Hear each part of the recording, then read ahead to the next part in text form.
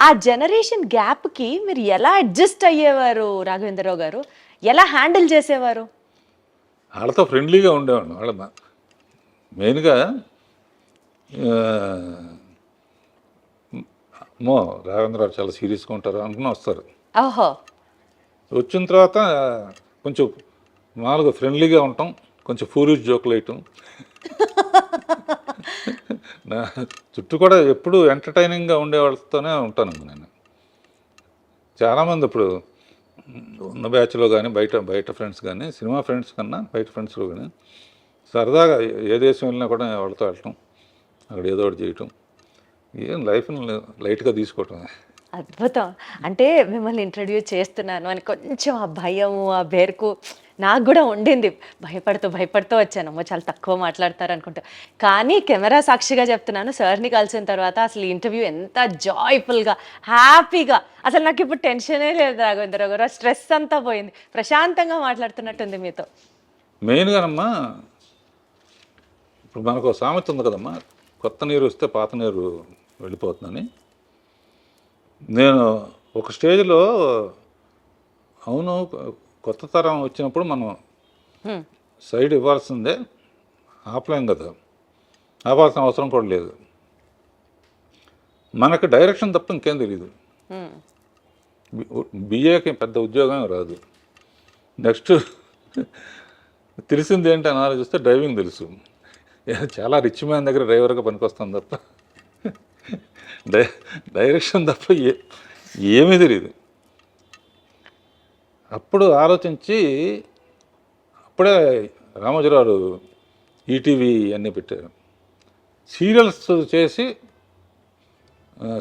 శిష్యులకు అప్పచెప్పి రష్ చూసి అప్పుడప్పుడు షూటింగ్ దగ్గరికి వెళ్ళి మ్యూజిక్ చేసి సినిమాలాగానే ఉంటుంది అని శాంతినివాసం అని మొదలుపెట్టి రాజమౌళిని డైరెక్టర్గా పెట్టాము.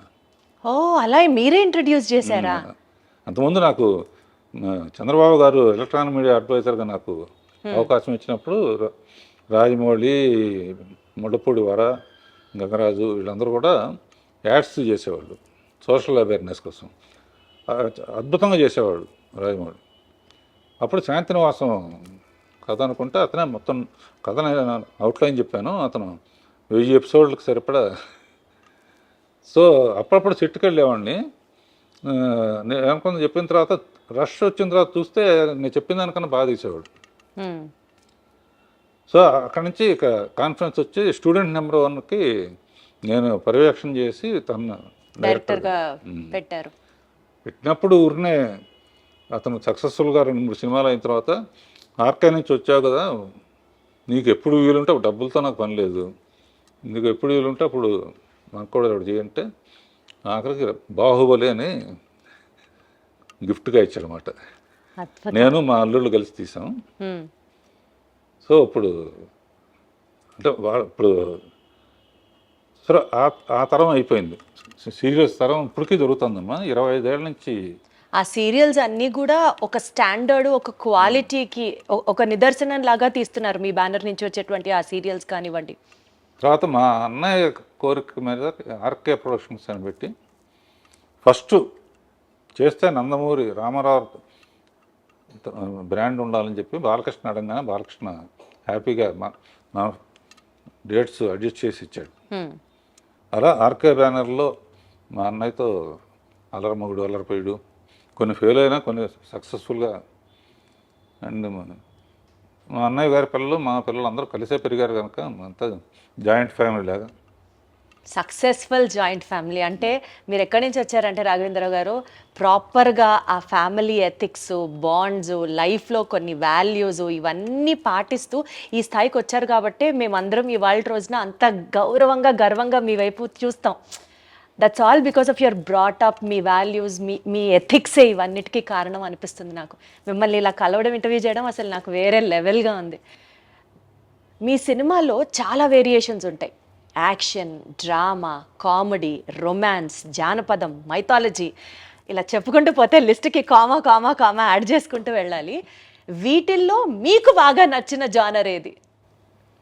నాకు అన్ని జానర్స్ ఇష్టం అమ్మా. ఏది చేసినా సిన్సియర్గా చేస్తాను.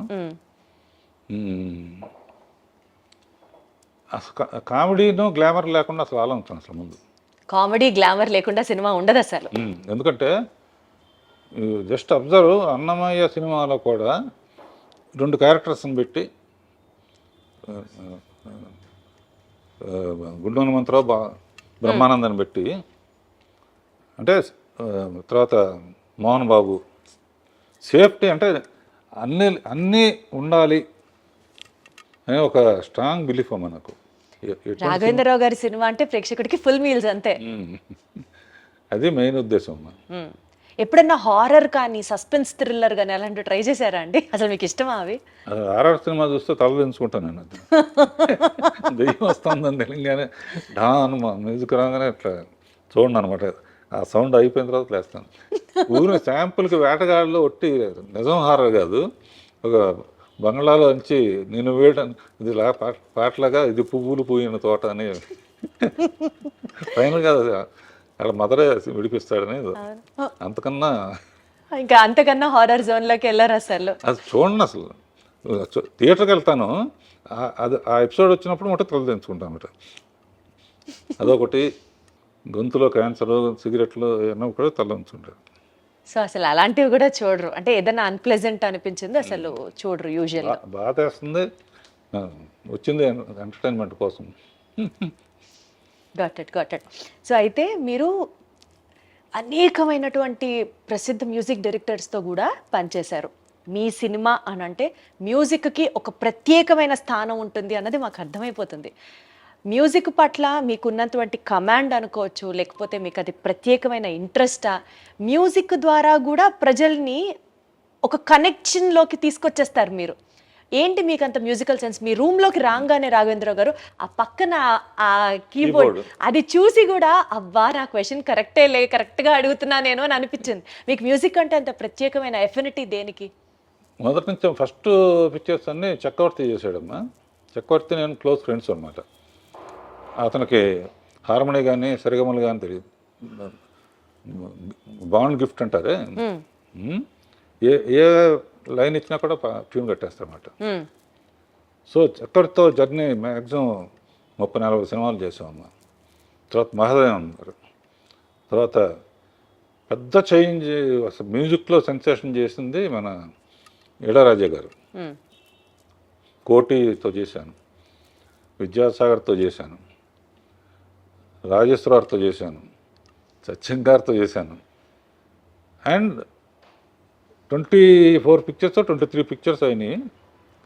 కీరాణితో నా కాంబినేషన్ సెన్సేషనల్ హిట్స్ అన్నీ. ఎందుకంటే మా ఇద్దరికి మంచి అండర్స్టాండింగ్ అర్థమైపోతుంది ఆ కెమిస్ట్రీ మాకు వినేటప్పుడు హాల్లో. ఇప్పుడు ఏ సినిమా అయినా సరే కీరాణి లేకపోతే నేను పని చేయలేదు అనమాట. అంత సింక్ అయిపోయారు. సింక్ అయిపోయి ఫ్యామిలీగా కూడా బాగా, వాళ్ళ ఫ్యామిలీ మా ఫ్యామిలీ కలుస్తాం, రాజమౌళి ఫ్యామిలీ మా ఫ్యామిలీ కలవడం. అంటే కీరాణి దగ్గర నుంచి నేర్చుకుంది ఏంటంటే కొంచెం రాగాల గురించి కానీ ఇది కానీ ఇదే రాగం అని అడిగి. కీరాణిలో గొప్పతనం ఏంటంటే పల్లవిలో ఆల్మోస్ట్ సిచ్యువేషన్ బట్టి తనే చాలా వరకు కాంట్రిబ్యూషన్ ఉంటుంది. అలా మ్యూజిక్ అసిస్టెంట్ డైరెక్టర్గా ఉన్నప్పుడే 60 పాటలన్నీ పాడుకునేవాడిని. అండ్ మేము హాలిడేస్కి నేను మా బ్రదరు విలేజెస్కి వెళ్ళాడు, కేసరపల్లి మాది. వెళ్ళినప్పుడు సినిమా వాళ్ళం అంటే వాళ్ళ క్రేజ్ ఆ రోజుల్లో. ఇప్పుడు అంత క్రేజ్ లేదనుకో. ఇప్పుడు కూడా అంతే క్రేజ్ ఉందండి. కాదు సినిమా వాళ్ళు అంటే అదేండి, సార్ ఏదో పాట పాడండి అనేవాళ్ళు. నేను మా అన్న కలిసి డ్యూట్ పడేవాళ్ళం. అబ్బో, గుర్తుందా ఏదన్నా 1-2 లైన్లు ఇప్పుడు పాడగలరా? జస్ట్ ఊరుకునే ఒక హమ్ము. పులి వస్తేరా ఏం చేస్తావురా అన్నయ్య అంటే ఇది చేస్తాను తమ్ముడు అని. ఏదో అంటే విలేజ్ లైఫ్ నాకు బాగా ఇష్టం అమ్మా. అందుకనే తర్వాత చాలా సినిమాలు విలేజెస్లోనే తీశాను.